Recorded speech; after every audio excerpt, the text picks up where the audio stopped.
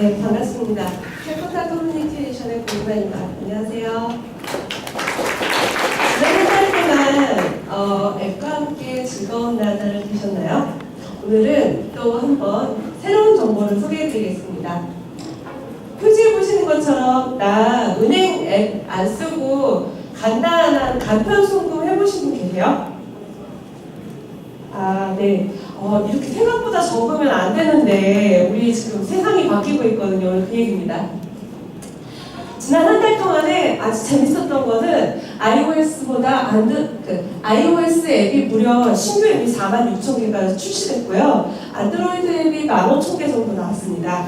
그런 때가 있는 거죠. 근데 이런 부분들을 또 기억하고 가시면 유용할 것 같고요. 여기 새로 보이는 장표입니다. 이거는 제가 이번에 특별히 공개하는 건데요. 위에가 한국, 아래가 미국인데 앱 마켓의 생태계의 구조를 좀 소개해 드리려고 가져왔습니다. 일단 단면적으로 보게 되면은 게임이 많은 포션을 차지하긴 하지만 이쪽에 이 안드로이드하고 iOS를 보시게 되면은 특이한 현상 중에 하나가 이제 파이낸스, 포토 앤 비디오, 라이프스타일 이런 서비스들이 생활 밀착형이고 그 다음에 유저의 사용도가 높은 이런 서비스들이 집중돼가지고 포션이 한국이 조금 달라졌어요. 근데 이 세로바가 공통적으로 큰 그 공간을 차지하고 있는 게 있는데 이게 바로 실질적인 게임 대출입니다. 그러니까 이 트렌드에 대해서는 보게 되면 게임이 포션이 좀 다소 줄어들긴 했는데 안드로이드는 아직도 좀 많이 높아요. 게임에 집중돼 있고 매출 역시 게임에 좀 집중돼 있는데 이 게임 말고 이제 사용자들이 바뀌긴 했어요. 뭐냐면 카카오톡 같은 데서 결제가 시작이 됐습니다. 그래서 많은 구매가 일어나고 있나 봐요. 여기서 카카오톡 쓰시는 분들이 있는지는 안 물어봐도 다 있을 것 같은데 카카오톡에서 뭐 구매나 결제를 해보신 분 계세요? 네, 돈을 많이 지르시나 봐요. 매출액이 많이 올라가고 있습니다. 네, 그리고 지난 한 달 동안의 동향을 보게 되면은 그렇게 큰 특이사항은 없는데 이 넷플릭스가 이 북미에 이어서 남미를 이제 쓸어 담고 있습니다. 이번에 한국에서도 이제 영화가 넷플릭스로만 직접 개봉하는 작품이 나와서 결제 갱신을 망설이시던 분들이 이제 폭망하고 계시죠. 네. 예, 연속 결제로 다시 재결제가 들어가고 있고요. 지난 한 달 동안에 있었던 화제는 이제 리니지 2가 아직 떨어지지 않았다. 여름에도 꿋꿋하다. 그리고 리니지 M 나와가지고 다음 달에는 신규로 또 이제 들어가고요. 그 다음에 여기 이제 미국 시장 쪽 보게 되면은 말씀드렸듯이 이 넷플릭스 진짜 위험합니다. 그 다음에 또 하나는 여기 이제 구글 드라이브가 이제 모바일하고 멀티 디바이스를 많이 쓰다 보니까 이제 일반인들도 전에 비즈니스나 엔터프라이즈용으로 많이 썼는데 이런 부분들이 확실히 판이 좀 바뀌고 있어서 구글의 저력을 좀 볼 수 있습니다. 여러분들 모니터, 그러니까 데스크탑, 노트북, 휴대폰, 태블릿 어떤 데서 결제를 가장 많이 하세요? 나는 PC에서 결제를 많이 한다. 모바일에서 결제를 많이 한다. 난 태블릿에서 결제한다, 주로. 인증서를 넣기 힘든가요? 네. 어떤 스타일인지 알 것 같아요. 이 화면은 전 세계 결제 동향입니다. 파이낸스 비즈니스가 어떻게 돈이 유통되는지 보여주는데 요새 때 아닌 그래픽 카드가 품귀 현상이라는 거 아시죠? 네. 이게 게임 매니아들도 컴퓨터를 못 바꾸고요. 그 업무용으로 그래픽 디자인이나 전자출판이나 등등 디자인 하시는 분들이 그래픽 카드를 못 구해서 일을 못하고 있는데 다 비트코인 때문입니다. 네, 여러분들은 어떤 페이먼트로 결제를 주로 하시나요? 아마 카드를 한 번씩은 등록을 해서 어떤 걸로 수단을 결제를 하시는데 특이한 거는 이제 결제 수단이 은행만이 아니라는 겁니다. 이동통신사, 플랫폼 사업자, 결제대행사, 유통사, 제조사. 그래서 페이가 넘치는 게 한국이고요. 그런 걸 가지고 이런 커머스 비즈니스에 가셔서 마구마구 결제를 하고 있는데 과거에는 이렇게 지주회사랑 그 다음 서비스 회사랑 페이먼트 관계가 밀착했어요. 근데 이제는 돈 버는데 남이 없어요. 예, 그래서 이런 부분에 소속 불면이 됐고요. 그런 것들을 보는데 제일 많이 쓰는 건 역시 토스인 것 같습니다. 혹시 나 토스 써봤다? 네, 이제 토스가 펄슨 투 펄슨 송금에 이어서 이제 금융 서비스도 이제 하고 있는데요. 이 토스의 확장 모델이 제가 좀 빨리 화면을 지나가자면 이 미국에서는 이 벤모로 모든 게 지금 통하고 있습니다. 미국은 금융 수수료도 비싸고 송금 서비스가 불편하다 보니까 자 이제 한국에서는 모임 가서 나 오늘 현찰이 없어 그럼 다음에 송금해 줄게 하는 거를 토스가 끊었죠. 근데 이제 미국에서는 같이 밥 먹고 엠빵 하거나 회비를 내거나 하우스 관리비를 내거나 이러는 게 분기당 16억 달러 이상이 다 이 벤모로 가는데 벤모의 주인이 누군가까지가 오늘 마지막입니다. 벤모의 주인이 누군지 아세요? 네? 네, 정답 나왔습니다. 여러분들, 네, 여기 이름을 바꿔놨는데요. 사실 페이팔이 처음으로 한 게 아니고요. 2009년에 만드는 거를 한번 샀고요. 그거를 페이팔이 사가지고 했는데 2,700만 달러 정도 줬고요. 지금 매출이 어마어마하게 올라가고 있어서 이제 미국에선 벤모, 한국에선 토스로 송금하세요. 여기까지입니다. 안녕하세요. 폴링파트너스의 김상혁입니다. 자, 비즈니스 모델 강의를 지금 이번에 두 번째로 하게 되는데요. 비즈니스 모델 강의를 준비하면서 항상 이런 생각이 듭니다. 여기 계신 스타트업들이 지금 준비하고 계시는 아이템들은 가장 최신의 것인데 제가 지금 이야기하는 것들은 이제 과거 이야기를 하고 있습니다. 오늘 주로 말씀드릴 월마트 같은 경우도 1960년대부터 시작을 해서 지금 2000년대 넘어오고 있는데요. 50년 전 이야기를 왜 제가 하느냐에 대해서 저도 좀 고민 많이 했었는데 그런 해법을 좀 찾을 것 같습니다. 먼저 이제 비즈니스 모델 자체가 두 가지로 구성되어 있죠. 정합성에 대해서 각각 비즈니스 요소들이 잘 맞는지, 그리고 정성적으로 잘 맞는지, 그리고 이제 양적으로 잘 맞는지, 그리고 이제 모델 자체에서 학교에서는 이제 이렇게 하고 있지는 않지만 전략과도 결합이 되어 있습니다. 그래서 이 비즈니스 모델 자체라는 것은 우리가 이제 어떻게 봐야 되냐면 제 의견 생각을 봤을 때는 이제 비즈니스는 모델은 이제 기업이 움직이는 것들 중에서 핵심적인 요소들을 뽑아서 우리가 설명할 수 있도록 하는 스토리다라는 말씀을 드리고 싶습니다. 그래서 이제 비즈니스 모델 내비게이터라는 책을 보면은 이런 이야기가 나와 있어요. 성공하는 혁신적인 비즈니스 모델의 90% 정도는 이미 기존에 나와 있는 비즈니스 모델을 조합한 것이다라는 이야기가 나와 있는데요. 그걸 이제 어떻게 봐야 되냐면은 자기가 속한 그 도메인, 해당 그 인더스트리 섹터에서는 혁신적일 수 있지만 이미 다른 섹터 또는 다른 인더스트리에서는 이미 모편한 것들을 차용해서 우리 인더스트리에서 새롭게 쓸 수 있는 그런 요소들이라고 이렇게 주장을 하고 있습니다. 그래서 이제 오늘 지금 말씀드릴 내용은 이제 그 월마트의 도미넌트 모델에 대해서 말씀드리려고 하는데요. 그 도미넌트 모델은 많이 들어보셨을 겁니다. 세븐일레븐이라든지 편의점 같은 것들이 굉장히 그 가까운 거리상에서 위치하면서 왜 이렇게 자기 살에 깎아먹힐까 그런 생각을 하신 적 있을 텐데요. 그러면서 그 안에서 내부적으로는 그렇게 그 공격적으로 하면서 자기 살에 깎아먹을 수 있을지 몰라도 외부의 침입을 막는 경쟁을 피하는 모델로서의 존재를 말씀드리려고 합니다. 그래서 피아노는 좀 오늘의 시간 관계는 좀 빼고 월마트 위주로 진행을 하고 있습니다. 이제 가격 할인 매장이 이제 그런 컨셉이 나오는 것은 1930년대라고 합니다. 그래서 기존의 그런 식품이라든지 이런 것들이 매장이라든지 서비스를 약간 손해를 보면서라도 가격을 저렴한 가격으로 판매하는 것들이 이제 30년대부터 이제 슈퍼마켓의 개념이 좀 나오게 되면서 1960년대에 들어오면서 그런 물품들을 범위를 넓혀서 종합 할인 매장의 개념이 1960년, 50년대 후반, 60년대에 나오게 됩니다. 그래서 이제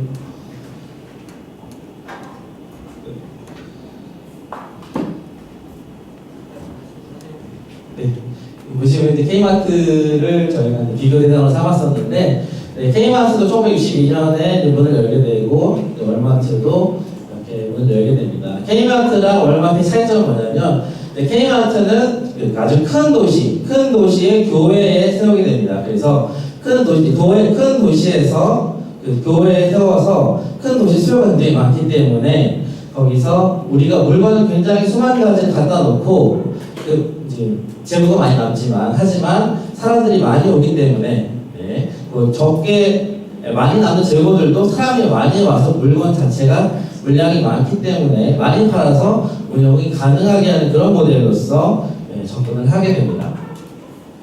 그래서 반면에 이제 월마트 같은 경우는 처음에 시작할 때 한 4개월 정도 늦게 시작을 했는데요. 이제 이 월마트, 샘월트는 기존에 있는 플레이어들을 좀 관찰을 한 다음에 전략적으로 작은 도시에 들어가게 됩니다. 아마 잘 알고 있을 텐데요. 5천에서 2만 5천 정도의 인구의 도시에 들어가게 됩니다. 혹시 여기 티슈타운이 위치한 역삼동의 인구를 아시나요? 네. 찾아봤는데 역삼 1동이 한 3만 5천 쯤 된다고 합니다. 그래서 월마트가 이제 들어갔던 그 도시는 5천에서 2만 5천 정도로 되기 때문에 이 월마트가 일단 그렇게 들어가게 되면은 그래서 이게 관계가 형성되게 되면은 다른 마트들이 들어오기가 힘든, 그래서 경쟁 자체가 형성되지 않는 그런 입지를 가지고 들어가게 된다고 합니다. 그리고 차이점이 K마트 같은 경우는 다른 할인 매장 같은 경우는 중저가 또는 그 퍼스널 브랜드라고 하죠. 그래서 옷의 품목들을 갖다 놨는데 월마트에서는 죄송합니다. 월마트에서는 내셔널 브랜드, 그러니까 브랜드가 있는 것들을 갖다 놓게 되죠. 그래서 이 차별화가 단순히 경쟁을 피하는 입지적인 조건뿐만 아니라 가져다 놓는 제품들로서도 차별화를 이루었습니다. 그래서 이제 그렇게 해서 차별화를 놓게 되니까 처음에 한 20년 정도는 그래도 K마트가 규모가 6배 정도 더 컸습니다. 그런데 80년이 넘어가고 시간이 지속되면서 K마트는 사그라들고, 하지만 월마트는 이제 그때부터 이렇게 쭉 성장을 계속 지속적으로 할 수 있게 됩니다. 그래서 K마트는 2002년에 문을 닫게 되고요. 월마트는 지금은 이제 좀 아마존이 또 나와서 보전 이제 하고 우리나라에서 좀 힘들었지만은 쭉 추가적인 성장을 할 수 있게 됩니다. 그래서 이제 오늘 말씀드린 것 중에서 이제 월마트에서 말씀드렸는데 이 도미넌트 모델은 경쟁을 피하는 모델이고요. 그리고 이제 여기에서 지금 저희가 배울 수 있는 점들은 그 입지적으로 우리가 처음에 생각했던 그 앞에 나왔던 플레이어들은 대도시에서 사람들이 많이 오니까 많이 팔고 운영을 유지하는 거라고 한다면은 이 월마트 케이스에서 우리가 배울 점은 고객을 굉장히 좁혔다. 중소도시로 좁혀서 들어가서 경쟁 자체가 없는 상황을 만들었고, 그것이 경쟁 자체가 없었기 때문에 나중에 월마트는 월마트끼리만 경쟁을 하고 K마트랑 직접적으로 부딪히는 케이스가 굉장히 작았다고 합니다. 그래서 롱런할 수 있었다는 그런 결과론적으로 봤을 때 비법이 있었다고 합니다. 그래서 오늘 말씀드린 내용 도미넌트 모델에서 말씀드렸는데요. 지금 들어가시는 그런 필드가 마켓이 경쟁이 치열하거나 했을 때 우리가 고객을 세그먼트를 굉장히 좁게 들어갔을 때 그리고 경쟁을 회피하는 구조적으로 이렇게 짤 수 있다면은 우리의 아이템이 좀 더 오랫동안 경쟁을 피해서 지속 가능할 수 있지 않을까 생각을 해봤습니다. 이상입니다. 감사합니다. 먼저는 이제 그 가장 잘 아시겠지만 이제 우버 창업자가 사임을 했잖아요. 이거를 이제 봐서 우리가 알 수 있는 부분들이 뭐 대표의 어떤 도덕적인 부분들 그리고 회사의 문화가 되게 중요하다는 걸 알 수가 있는데요. 먼저는 이제 우버와 뭐 직장 내 성희롱 파문이 있었고, 이제 뭐 그걸로 인하는 뭐 간접적인 이제 고위 임원 9명이 이제 거의 동시다발적으로 퇴사를 이제 했고요. 그리고 나서 이제 올해 초 한 84% 달하던 우버 점유율이 한 77%까지 이제 떨어지고 있고, 그리고 이제 또 중요한 게 이제 사용자 리텐션이 1월 대비해서 약간 47% 이제 감소하고 있어서 이렇게 우버가 거의 이제 유니콘 회사지만 우버가 만약에 최락의 길을 걷게 됐을 때에 뭐 고물 경제 시장이나 전반적으로 IPO 마켓에 영향을 미칠 거라는 생각이 들어서 한번 관심 가지고 이제 볼만할 것 같아서 고민 중이고요. 그 다음은 오늘 이제 첫 번째 그 강연해주신 분이 이제 말씀을 이제 잘 해주셨는데, 자동 이제 자율주행차가 점점 이제 대중화되면서 우리가 이제 운전자가 해방되잖아요. 그러면서 점점 본인이 컨텐츠를 이제 소비하는 시간이 많아질 거예요. 이제 그걸 대비해서 앨런 머스크가 최근에 이제 간접적으로 공개를 한 게 2017년도 말에 이제 음악 서비스 이제 플랫폼을 공개할 거라고 이제 얘기를 했거든요. 이제 그럼에 따라서 음반 시장이 되게 변화를 미칠 거고요. 아마 그 방향은 애플과 같은 이제 서브스크립션 방식을 가지 않을까 생각하고 있어요. 이걸 봐서 이제 우리도 어떤 음악 서비스도 우리가 기존의 어떤 그 컨텐츠 엔터테인먼트만 바라봤다고 하면은 향후에는 자동차 또는 우리가 생각하지 않았던 그런 시장에까지 확대될 수 있는 기회가 있지 않을까 생각합니다. 그 다음에도 반대로 아까 그 고현환 대표님 말씀해 주신 것처럼 비트코인이나 그 암호화폐가 엄청 그 확대되면서 최근에 이제 ICO라고 하는 이제 이니셜 코인 오퍼링이라고 했죠. 우리나라도 이제 펀드레이징 하신 분이 계시는데 이 시장이 2010년 대비해서 6배 증가해서 약간 올해만 7천억이 모였거든요. 되게 놀라운 상황은 뱅커라고 하는 그런 미국 스타트업은 거의 한 5분 만에 한 1,000억을 이제 모집을 했어요. 크라우드 펀딩으로. 그러니까 거의 이제 말이 안 되는 이제 이슈가 있었는데 이게 그 버블이 많이 끼어 있어서 최근에 이제 가격이 다 급락을 하면서 이제 많은 손실도 발생했거든요.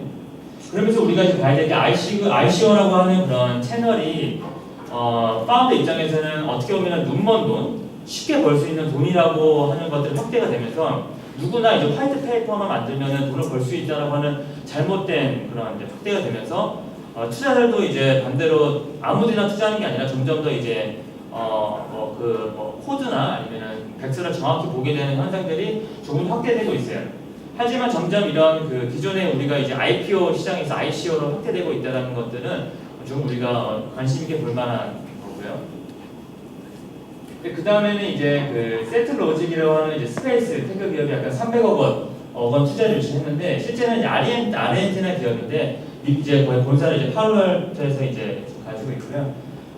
재밌는 건 텐센트에서 이제 최근 이제 투자 라운드를 이제 했었고 이제 회사 같은 경우는 되게 이제 완전 코어 기술 개발 회사인데 위성에서 이제 인공에서 이제 우주에서 1m 해상도로 이제 지구를 이제 캡처할 수 있는 기술을 개발하고 있고 이번 투자를 통해서 이제 추가적인 이제 기술 개발을 하려고 하고 있는 서비스예요. 그러니까 이거는 이제 너무 거리가 먼 얘기일 수 있지만 이런 서비스를 기반으로도 점점 투자나 아니면은 지속적인 비즈니스가 확대되고 있다라는 트렌드를 읽을 수가 있고요. 그 다음은 이제 하우즈라고 하는 이제 플랫폼을 최근에 이제 4천억을 투자해 주셨는데 여성 창업가의 기업이고요. 하우즈라고 하는 게 이제 우리나라랑 어떻게 비슷한 게 있을까요? 하우즈라고 하는 게 되게 토탈 인테리어 솔루션 플랫폼이거든요. 그러니까 가구도 팔고 그리고 이제 가구 인테리어 회사도 본인의 서비스를 이제 올리기도 하고 그리고 사용자가 본인이 가구를 산 거를 이제 자기가 이게 자기 페이지 올리기도 하는 그런 어떤 아마존 같은 그런 이제 에코시스템을 가지고 있는데 현재 2만 명의 판매자가 있고 한 900만 개의 인테리어 제품이 이제 판매 중인데 2009년도에 이제 창업을 했고 현재 한 7천억 원 이제 사업 한 4조 이제 그 밸류에 이제 투자를 받거든요. 이만큼 시장이 나오는 게 미국에서는 그 이제 가구 시장만 연간 거의 한 30조라고 해요. 이제 이런 게 이제 2020년도까지는 한 2배로 확대될 거로 예상하고 있고 이것들이 아무래도 경제 상황들이 이제 아무래도 좋아지다 보니까 그런 것도 활성화되고 있는 것 같고요. 이제 투자를 받고 나서 이쪽 그 회사가 진출하고자 하는 방향은 우리나라도 최근에 이제 직방이 최근에 이제 큐빅스라는 AR 회사 투자했잖아요. 그런 식으로 기존에 가지고 있다는 그 인테리어를 AR 방식으로 누구나 좀 더 자세히 볼 수 있도록 서비스를 고도에 나갈 계획이고 그리고 전 세계 이제 14개국 우리나라 포함해서 14개국에 이 서비스를 이제 글로벌 확장을 할 거라는 계획을 가지고 있거든요. 그러면서 이제 제가 말씀드린 부분은 이런 인테리어라는 이런 이제 산업 공간도 자금은 작지만 어떻게 보면 우리가 어떻게 하느냐에 따라서 되게 큰 시장이라는 거 볼 수 있을 것 같습니다. 네, 그럼 이상 발표 마치겠습니다. 감사합니다. 네, 안녕하세요. 저는 BH 특허법인 사무소 정태균 변호사입니다. 쑥스럽네요. 네. 일단 오늘 저번 달부터인가요? 이 분야별로 지금 특허 전략을 좀 말씀드리고 있는데 오늘은 웨어러블 스타트업 특허 전략을 가져와 봤습니다. 오늘 KRN에도 오늘 발표한 내용이긴 한데 일단 웨어러블 지난달에 IoT를 했는데요. 사실 특허 전략이랑 크게 다르지 않습니다. 왜냐하면 IoT의 범주에 웨어러블이 들어간다고 볼 수도 있고요. 사실 웨어러블, IoT, VR 이 범주가 사실 애매한 일부 내용이 겹칠 수는 있습니다. 일단은 분쟁 사례를 말씀드리고 들어가는 게 좋을 것 같아요. 분쟁은 한 2014년도에 있었던 분쟁 사례입니다. 아디다스랑 언더아머 사이에 있었던 분쟁인데 일단은 언더아머 쪽으로 아디다스가 특허 10개를 가지고 침해 소송을 제기했던 사례입니다. 착용 가능형 기기를 기반으로 한 분쟁이었는데 일단 내용적으로 보시면은 언더아머에서 맵마이 피트니스라는 거를 플랫폼을 인수하고 나서 하드웨어 이제 팔찌형이랑 그다음에 몸에 차는 밴드 이런 밴드를 가지고 사업을 시작했습니다. 비즈니스 서비스를 시작했었고 그런 형태가 이런 거였는데 이거에 대해서 아디다스가 가지고 있는 특허 10건으로 침해 소송을 제기했던 거고요. 침해 소송 제기한 거 보시면 2014년도입니다. 그러는 건데 특허가 한 10개 중에서 한 2가지만 좀 말씀을 드려볼게요. 일단 여기 보시면은 우선일이 제일 중요합니다. 지금 보시면 우선일은 2001년 2월 20일로 되어 있어요. 날짜가 되게 빠르죠. 지금으로부터 16년도 전에 그 날짜에 처음 출원이 되고 그걸 기반으로 이제 뭐 살을 더 붙이거나 뭔가 다시 재시도하거나 이런 과정을 거쳐서 등록된 특허입니다. 구성을 보시면 파란색으로 된 구성인데 구성상으로도 지금 현재 뭐 웨어러블 디바이스나 이런 데서 측정 기반으로 뭔가를 하겠다는 디바이스와 구성이 거의 동일합니다. 그러면서 뭔가 뭐 한정된 요소가 많지가 않아요. 보시면은 그리고 적어도 2개로 나눠져서 구성될 수 있다. 이 정도로 되어 있거든요. 그리고 보시면은 도면이 한 112개 정도 들어있고 그리고 페이지가 144페이지라고 합니다. 네, 특허 보신 분들은 아시겠지만 엄청나게 열심히 썼죠. 네, 그 정도로 지금 되어 있는 특허라서 이런 특허가 있고요. 또 보시면 이것도 출원이 되게 빠릅니다. 이것도 2004년 1월 16일입니다.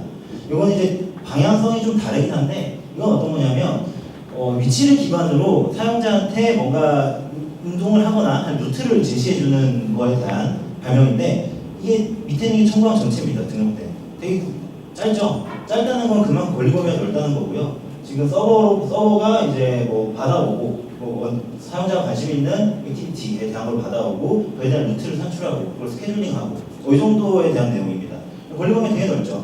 이런 걸로 바탕으로 이제 분쟁이 제기되었었고 그럼 저희는 이제 분쟁의 핵심이 아니라 이 특허들을 봤을 때 어떻게 생각을 해야 될 거냐. 일단 웨어러블 디바이스 구성상을 본다면은 대부분 시스템으로 본다면 이 정도가 되겠죠. 센서 다 가지고 있으니까 센서를 측정을 해내고 그 데이터를 외부로送신하거나 뭔가 외부에서 데이터를 받아오고 그리고 그걸로 이제 제어부가 어느 정도 직접 산출할 수도 있고 아니면은 뭐 통신부터 외부 스마트폰 이런 식으로 내보내겠죠. 그 정도 구성을 가질 텐데요.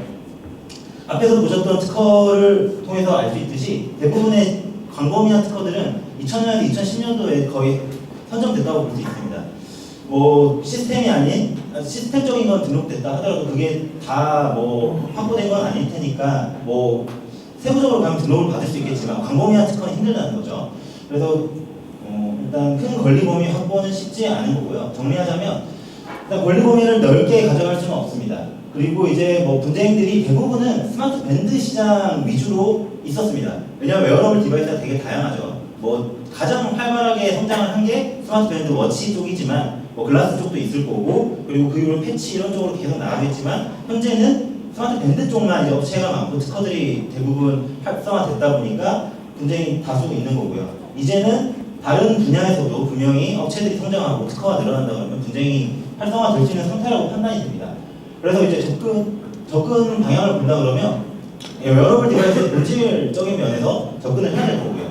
웨어러블 디바이스의 본질이란 두 가지일 겁니다. 일단은 읽는다는 개념이 되게 다양한 거죠. 그 읽는다는 개념과 사용자의 익스피리언스를 향상시킨다. 사용자 경험을 다른 디바이스를 쓸 때 비해서 착용을 했기 때문에 향상시킨다는 게 웨어러블 디바이스가 생각하는 본질일 겁니다. 이 방향에 맞게 뭔가 그 단순한 시스템적인 게 아니라 구성을 가지고 있는 구조적인 부분이라든지 아니면 이걸 사용자 경험을 향상시키기 위한 장치 내에서의 UI라든지 이런 부분들에 대한 내용들은 지금 현재도 특허로 등록을 받을 수 있는 상태입니다. 그다음에 접근 방향이 단순히 우리가 하려는 시스템이 아니라 우리가 가지고 있는 장치의 세부적인 부분 아니면 우리의 새로운 UI 이런 부분으로 접근을 해야 된다는 것을 알 수 있고요. 그래서 또 정리 한번 더 하자면 웨어러블 디바이스마다 또 접근 전략이 달라야 됩니다. 분명히 신체 부착 부위가 당연히 다르기 때문에 구조적인 부분도 다를 거고요. 그리고 획득되는 데이터도 상이할 겁니다. 그리고 획득되는 방식도 다를 거고요. 그리고 이제 사용성과 활용 방식 분명히 다를 거기 때문에 이에 맞춰서 각각의 디바이스에 맞는 전략을 세워야 될 거고요. 그리고 두 번째로는 말씀드렸던 대로 스마트 밴드 시장은 뭐 선행 문헌이 아주 많고 반면에 뭐 삽입형, 몸에 삽입하는 기술이다. 이런 부분은 오히려 선행문항이 적겠죠. 그러니까 그 상황에 따라서 특허를 등록받을 수 있는 상황이 분명히 조금씩 다릅니다. 권리 범위를 확보하는 거라든지.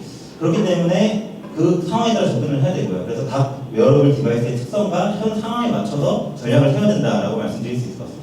오늘은 뭐 특허 사례를 많이 보여드리지 못했는데 뭐 제가 강의하는 올리는 슬라이드 쉐어에 강의하는 업데이트를 할 예정이거든요. 그러면 거기서 많은 사례를 보실 수 있을 것 같습니다. 네. 그래서 이 접근 방향은 이렇습니다. 하드웨어 컨텐츠 디자인. 보통 다 모든 하드웨어 기반이 다 이런 식으로 진행이 되죠. 하드웨어 구조를 기반으로 접근을 하고 그걸 기반으로 이제 컨텐츠 결국 소프트웨어적인 부분, UI가 될 수도 있고 아니면은 뭐 이걸 활용한 BM이 될 수도 있고 그런 방향을 접근하고 그 다음 단계는 분명히 또 그 장치의 디자인에 신경을 써야 될 겁니다.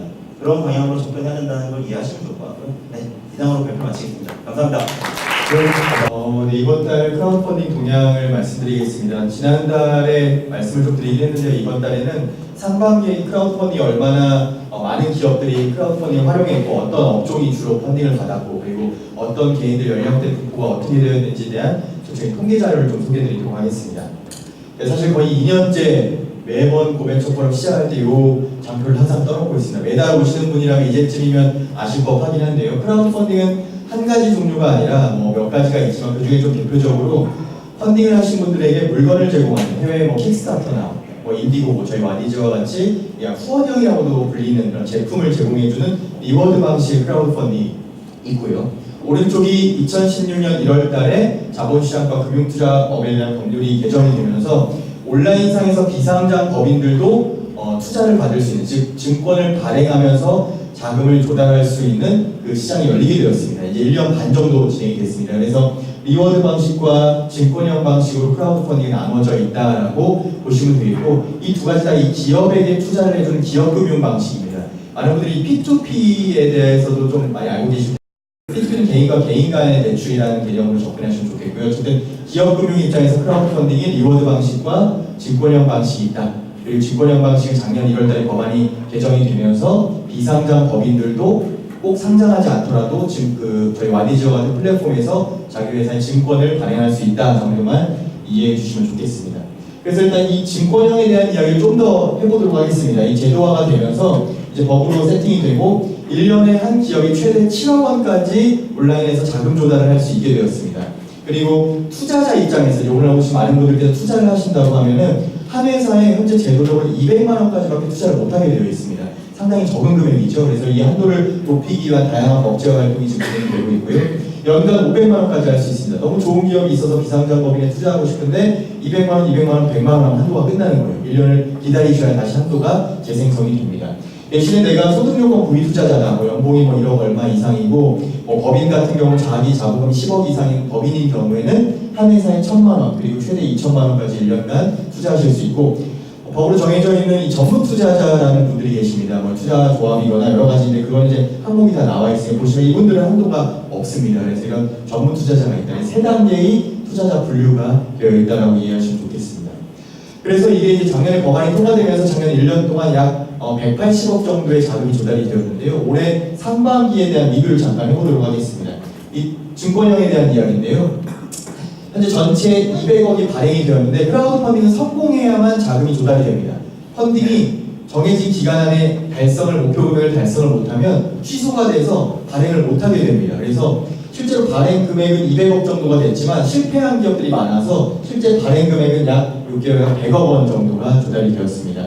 실제 투자하신 분들의 약 60%가 일반 투자자분들, 한 회사에 200만 원 이상 투자하실 수 없는 일반 투자자분들이 60%였고요. 전문 투자자는 수는 적었지만 제한이 없다 보니까 그만큼 한 30% 이상의 많은 비율을 차지하고 있었습니다.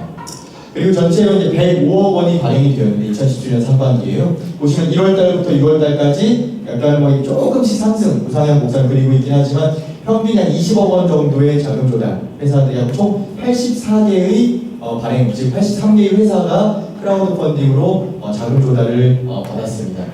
업종을 좀 더 들어가 보니까 보시면 출판, 영상, 방송통신 및 정보 서비스업이라고 약 51억 정도의 자금이 발행이 되었고요. 그다음 자금 조달이 되었고 제조업이랑 도매, 소매업 해서 이 세 가지 업종의 거의 대부분이 한 85%의 비중으로 기업들이 자금 조달했는데 특히 여기에 큰 이유가 이 투자형 크라우드 펀딩 사람들이 어렵다 보니까 좀 쉽게 접근하기 영화 크라우드 펀딩 프로젝트가 많이 열렸어요. 저희 와디즈에서도 지난달 소개한 것처럼 노무현입니다, 뭐 재심이라든지 판도라, 너의 이름은 이런 영화 프로젝트가 크라우드 펀딩으로 자금 조달을 통해서 수익을 되돌려주는 이런 형태의 것이 좀 쉽게 진행되다 보니까 아무래도 이 업종, 영상 쪽 업종에 많은 자금이 좀 조달이 되었다라고만 이해를 해주시면 좋을 것 같습니다.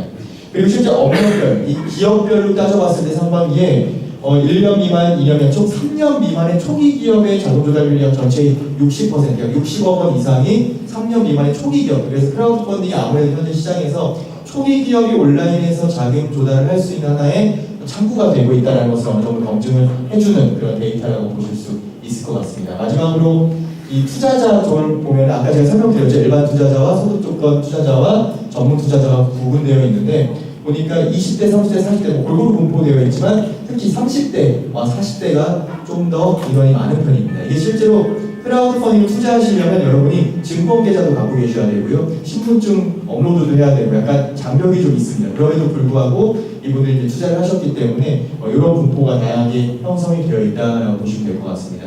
제가 이제 매달 월별로 크라우드 펀딩이 어떻게 진행이 되고 실제로 어떻게 나왔는지도 같이 공유를 좀 해드릴 거고 하반기는 아마 좀 더 정부 차원에서도 펀드 조성이 되고 이번에 정부가 바뀌면서 새로운 자금 조달이 계속 형성이 되고 있습니다. 그래서 초기 기업분들이나 아니면 뭐 벤처기업이나 어떤 주변 기업 입장에서도 한번 이 크라우드 펀딩을 통해서 자금 조달하는 것에 한번 관심을 기울여 보시면 좋을 것 같습니다. 네, 혹시 뭐 궁금하신 사항이 있으면 연락 주시고요. 다음 달에 또 뵙도록 하겠습니다. 감사합니다. 스타트업이란 법률 위주로 횟수로는 3년째 하고 있는데 제가 많이 빠진 것 같아서 그렇습니다. 스타트업도 물론 회사죠. 회사를 운영하시다 보면 리걸 이슈 항상 부딪힙니다. 제가 이 법률을 하기 전에 회사 운영하시면서 여러분들이 먼저 고려하실 세 가지를 말씀드릴게요. 회사뿐만 아니라 모든 조직이 그렇죠. 이 조직에 운영하는 기본 개념은 뭡니까? 소유권, 이 조직과 이 단체는 누가 소유를 가지고 있느냐. 두 번째, 점유권, 이 조직, 이 단체는 누가 실제로 점유하면서 사용하고 있느냐. 그리고 통제권, 이 단체에 어떤 문제가 생겼을 때 누가 이것을 점검하고 통제할 수 있느냐. 또 비단 회사뿐만 아니라 모든 여러분이 속한 동기의 동문회에도 이런 문제들이 있습니다. 그럼 소유권의 개념으로 들어보면 현대의 기업들은 대부분 주식회사가 많죠. 그 외에는 조합들도 있습니다. 그런 소유권을 외부적으로 표창한다는 보여주는 것은 주식과 출자 지분이라는 것이 있습니다. 그리고 점유권이라는 것은 뭐냐? 이 조직을 누가 실제로 운영하고 사용하고 있냐? 회사 경영진들이 운영하고 있죠. 그리고 회사 직원들이 실제로 거기서 생업을 하고 세금을 영위하고 있습니다. 그리고 통제권, 회사가 어떤 문제가 생겼거나 회사에 어떤 이슈가 생겼을 때 이것을 누가 감시하고 의사결정에 대해서 의사결정을 제어할 수 있느냐 이런 문제들이 있습니다. 이것들이 이제 구체적으로 나타나다 보면 주식으로 소유권이 표시가 되고 그다음에 회사 경영권이나 근로자의 권리로서 점유권이 표시가 되고 통제권, 투자자, 채권자 그리고 내부적으로 창업자들이 회사를 어떻게 통제할 것인가 거기에 대한 그런 얘기 나옵니다. 이런 기본 개념들을 사실은 구체화한 것들이 사실 법률입니다. 또 뭐 회계도 마찬가지고요. 여러분들이 생각하시는 모든 어떤 법률이나 재무적인 것들도 이런 기본 개념에 사실은 뿌리를 두고 있습니다. 그래서 이제 회사를 다들 창업을 처음 해보시는 분들이 많고 또 기존의 어떤 비즈니스에서 법률적 이슈를 접해보지 못한 분들이 스타트업에 많기 때문에 이런 부분에 대해서 사실 고민을 하기보다는 사업 아이템이나 기초 자금 구치 이런 것들에 같이 급급하다 보니까 이런 부분 많이 놓치시는 경우가 많아요. 제가 이 소유권, 점유권, 이 통제는 사실 제가 개발해낸 개념은 아니고 스타트업 하시는 분들 대부분 말씀 많이 하시는 개념입니다. 그래서 창업을 할 때 처음에는 이런 법률적인 부분에서 사업 구상을 해야 되고 비즈니스 모델을 구체해야 되고 사업 형태를 검토해야 되고 멤버도 구성해야 되고 그리고 회사 설립한 다음에는 의사결정이나 자금 집행 결정해야 되고 회사가 공개되어 오면 외국 투자도 결정을 해야 됩니다. 그래서 단계별마다 다 법률적인 이슈가 있고 그 법률적인 이슈의 기초에 들어가보면 결국 이 조직을 어떻게 운영하고 또 어떻게 소유권이나 이득, 손해를 어떻게 분배할 것이고 또 통제를 어떻게 할 것인가 이런 문제들이 있습니다. 그리고 아까 거기 그걸 좀 보여주시겠어요? 다른 PPT 계약서. 이게 제가 스타트업 하시는 분들은 주주간 계약이라고 해서 회사의 소유와 운영 그리고 이제 통제를 어떻게 할 것인가, 창업 초기 기업들이 어떻게 할 것인가에 대해서 이제 한번 이렇게 작성해 드리는 걸 계약서예요. 내려가 보시면 처음에 이제 뭐 전문이라서 계약은 이렇게 주주들 다 주주로서 권리변동 회사 운영에 한다 필요한 사항을 정하기 위해서 보는 계약을 체결한다. 최초에는 회사 주식을 어떻게 보유할 것인가에 대해서 정하죠. 그래서 뭐 여러 명이 있기 때문에 이 회사의 경우에는 여러 명이 이렇게 나눠서 주식을 보유했습니다. 처음에 회사 설립했을 때 주식 보유는 어떻게 합니까? 이 주식이라는 게 어떻게 갑자기 내 소유가 될까요? 여러분 해보신 적 있으세요? 해보신 적 있겠지만 키움증권 어디 무슨 증권 가서 돈 주면 주식 살 수 있죠. 상장된 주식. 근데 여러분이 세우는 회사는 그런 상장된 유명한 회사가 아니에요. 구문가게 회사 이 주식 어떻게 보여요? 처음에 설립할 때 주금을 내고 등기소에 등록을 해야 돼요. 주주 명부를 제출해야 됩니다. 그러니까 주식을 갖고 보유하고요. 다음 페이지는 주시겠어요. 그 다음에 두 번째 이거는 소위 이제 베스팅이라는 부분을 꼽은 부분인데 창업자들 중에 주식을 받았다가 중간에 이탈한 사람이 있는데 그 주식을 이제 토해내기 위해서 쓴 조항들을 내려올 수 있어요. 그다음에 이제 당사자의 역할에 대해서 갑을 변경은 회사에서 이러이러한 역할을 한다라고 서로의 역할에 대해서 합의를 하는 게 필요하겠죠. 그다음 3조 회사 운영을 가보시면 회사 운영은 이 회사는 이제 회사 6명이서 전원이 필요하다는 거예요. 이사회 주총회에 전원일치 회의를 만드는 경우가 많은데 통상적으로 스타트업은 이사회 주총회 별도로 하질 않죠. 형식을 갖춰서 하지 않아도 사실은 주주 과반수이상 창업자들이 얘기하면 그것이 구체적인 형식에 불문하고 이사회 주총 동일한 효력이 있습니다. 그 4조는 이제 당사자 일부에서 한 명이 도망갔으나 일신상 사고 발생했을 때 주식을 어떻게 할 것인가에 대한 부분이고요. 그다음 또 우선 매수권은 회사 주식을 혹시 이제 한 명이 중간에 따라서 제3자에게 양도했을 때 어떻게 해야 될 것인가라는 부분입니다. 이런 것들이 사실은 뭡니까?